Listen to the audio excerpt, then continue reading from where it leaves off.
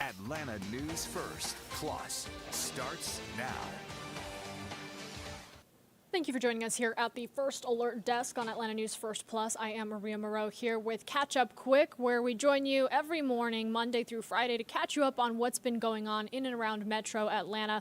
First Alert Meteorologist Isaac Williams will be joining me here shortly with your First Alert forecast. I want to start by continuing to follow a double homicide investigation that we reported to you yesterday. 2 lives were cut short inside of a DeKalb County apartment. And today, the man accused of pulling the trigger is set to face a judge. Atlanta News First Don Shipman is outside the DeKalb County Courthouse, where the suspect will be in court later this afternoon.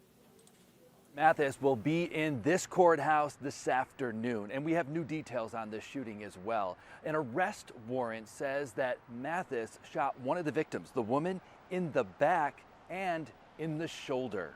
The 25-year-old will be in court at 1 o'clock this afternoon. That shooting happened Monday night. DeKalb County investigators say that they found the bodies of a man and a woman inside a unit at the East Perimeter Point Apartments off of Snapfinger Woods Drive. After the shooting, investigators say that Mathis took off. 5 hours later, he was picked up in Henry County. Neighbors at East Perimeter Point were surprised to hear the news. I'm more so shocked that it even really happened over here for real. I've seen like stuff happen at this gas station and stuff like that, but not this close to me. The neighborhood nice, sometimes it's the people, but I don't be in nobody's face like that. I just feel sorry for the family, you know. I hope everything get figured out. And right now, Mathis is facing at least 1 charge of malice murder. Another one could be on the way. He'll be in court again at 1 o'clock. We're here in DeKalb. Don Shipman, Atlanta News First. And thank you, Don, for that report. Happening today, a Georgia Senate committee hearing is taking place on how to keep your kids safe from AI and the dangerous impacts of social media. Atlanta News First, Sarah Hammond reports from outside of the Capitol. This is the 3rd time this committee has met, and today they're going to focus on the potential harms of artificial intelligence and the use of AI-driven chatbots. Now, this meeting comes as a growing number of children use these chatbots to get personal advice, help with homework, and even emotional support. Although research shows these chatbots have given dangerous advice on drugs, alcohol, and eating disorders. So the goal of this committee is to evaluate online platforms and their impact on children before making formal recommendations for state action. It is also the greatest risk that we currently have out there. What could be used for good, unfortunately, can also be used for evil.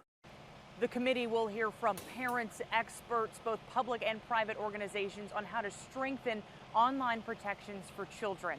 That meeting begins at 10 o'clock this morning. At the state capitol, Sarah Hammond for Atlanta News First.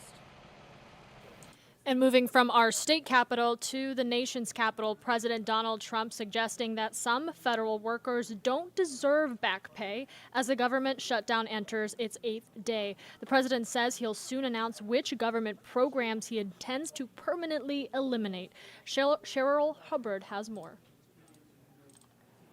A stalemate in Congress continues as lawmakers still haven't reached a funding deal, and the federal government remains shut down after nearly a week. Now, President Donald Trump signaling that some furloughed federal workers' back pay may be in jeopardy. I would say it depends on who we're talking about. I can tell you this, the Democrats have put a lot of people in great risk and jeopardy, but it really depends on who you're talking about. But for the most part, we're going to take care of our people. There are some people that really don't deserve to be taken care of, and we'll take care of them in a different way. He did not elaborate on who would or would not receive payment. Trump also said he'd announce a list of government programs he intends to permanently eliminate amid the shutdown. The Trump administration has made it clear that they see a shutdown as an opportunity to shrink the size of the federal government. I can tell you people in New Jersey, but around this country, are just sick and tired of these mob boss tactics. Democratic lawmaker Andy Kim called out the administration for such tactics. But Democrats and Republicans agree that workers should be paid for the work they do. And the law is clear. Every single furloughed federal employee is entitled to back pay. Period. Full stop. My assumption is that furloughed workers will get back pay. But that being said, this is very simple. Open up the government. And this is a non-issue. We don't have to have this conversation. Everybody gets paid when the government is open. I'm Cheryl Hubbard reporting. And in case you missed it, I want to talk to you about some exciting things that happened yesterday, really a moment for the community to come together. Metro Atlanta residents say that changes with public transportation aren't happening fast enough. And so Atlanta News First hosted a packed town hall last night, along with the Center of Civic Innovation. And hundreds of you turned out and showed up to voice your opinions on improving MARTA ridership, the prospects of expanding light rail on Atlanta's Beltline, and public transportation initiatives outside of the perimeter. Now, just to put this all into context for you, the average Atlantan sits in traffic for about 65 hours each year. That puts Atlanta as having the 8th worst congestion in the country, according to a 2024 study. Now, residents listened to ideas and pitched some of their own, as my video freezes, apologies there, pitching some of their own, but the general consensus in the room seems to be a priority in making changes that will result in real impacts for people across the metro area. City and MARTA representatives talked about the new changes that are coming, including new paying systems, new designated gate entrances, all to start rolling out by December to early next year. So we want to thank all of you who were able to come out, and for those of you who were not, we will continue to cover these issues and all the steps that are being taken to address this, as we heard from all of you yesterday and from MARTA leadership that this is a mutual interest to improve public transportation and the way we get around our great city. All right, I want to look ahead to this weekend. Very exciting.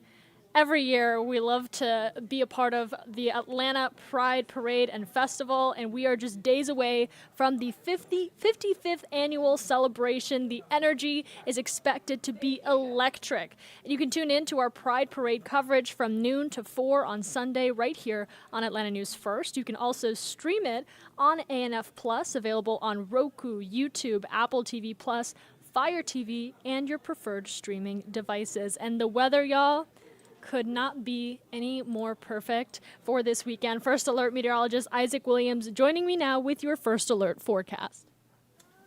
That's right, Mariya. We are seeing a little cloudiness out there, and it's been a little bit dreary and humid and slightly yucky out there so far today, but we are going to be looking so much better and feeling so much better by the time we get to this coming weekend. So we're continuing to monitor that forecast for you. And again, outside at Hartsfield-Jackson, you can see that the cloudiness is lingering, but the sunshine is starting to break through, and has a similar view in downtown Atlanta. Clouds are beginning to break up just a bit. Now, we may not see them fully clear, but we will see enough sunshine, I think, to start to warm us up pretty quickly through the 70s and eventually into the 80s later today. Right now, the current number is 78 in Atlanta. It's already 81 in Rome.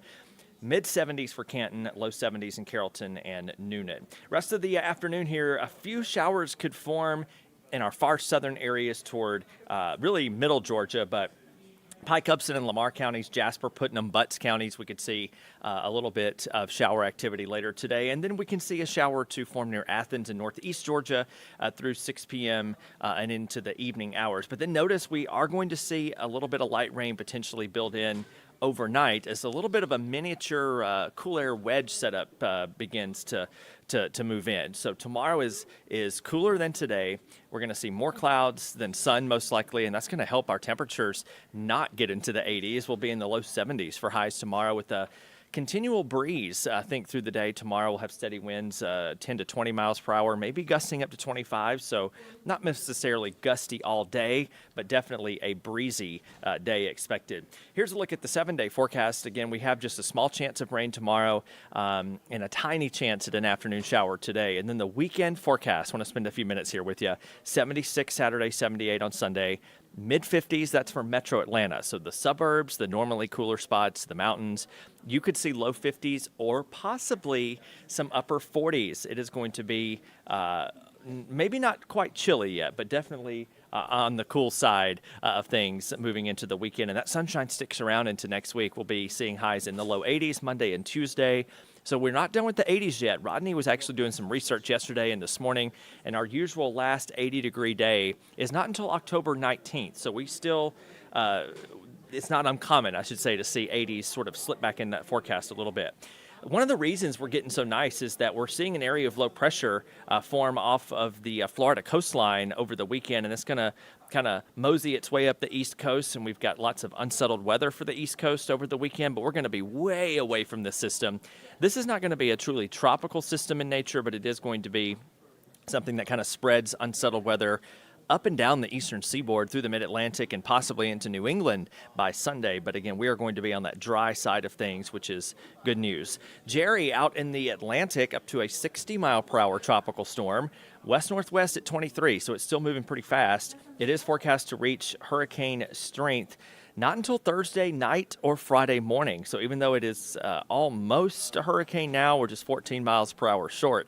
We're going to see this system slowly strengthen and become a Category 1 storm as it turns northward. It's going to make a near pass on some of the northern Caribbean islands and then turn north and then northeast. Looks like it will be missing Bermuda. Bermuda's had a lot of hits and near misses this season. But overall, Jerry, not expected to impact the U.S. East Coast. And I think it will be mostly away enough to not cause any super dangerous rip currents along the East Coast, but it might. So I want to write that risk off completely. But the good news is that no direct impacts are expected. So back to the 7-day. Again, we're going to see some cloudy intervals, some sunny intervals over the next few days, but we'll be in full blast sunshine starting Saturday and through early next week with a steady warm up, although the cooler days are going to be tomorrow and Friday. Then the cooler mornings start to settle in as that drier air gets here Saturday and Sunday, and then the sunshine will continue into next week. We'll take you back to Hartsfield-Jackson this morning. Again, a mixture of clouds and sunshine down at the airport. Temperature will be into the 80s. Later today, make sure to check in with the First Alert Weather Team here on air and online throughout the rest of the day for updates to the forecast.